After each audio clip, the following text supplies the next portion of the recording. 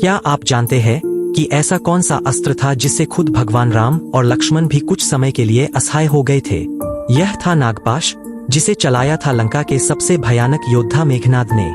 लंकापति रावण का पुत्र मेघनाद सिर्फ एक राजकुमार नहीं था, बल्कि अत्यंत शक्तिशाली योद्धा और महान मायावी भी था। देवताओं के राजा इंद्र को युद्ध में हराने के बाद उसे इंद्रजीत की उपाधि मिली थी। जब रामायण का भीषण युद्ध चल रहा था, तब एक दिन मेघनाद अदृश्य होकर युद्ध भूमि में आया। कोई उसे देख नहीं पा रहा था और अचानक उसने अपना सबसे खतरनाक अस्त्र चला दिया, नागपाश।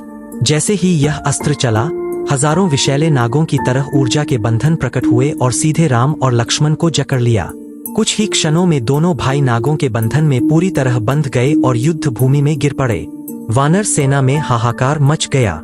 सबको लगा कि अब युद्ध खत्म हो जाएगा, क्योंकि नागपाश से छूटना लगभग असंभव माना जाता था। लेकिन तभी हुआ एक अद्भुत चमत्कार। आकाश से प्रकट हुए पक्षियों के राजा गरुड़, जो सभी नागों के शत्रु माने जाते हैं।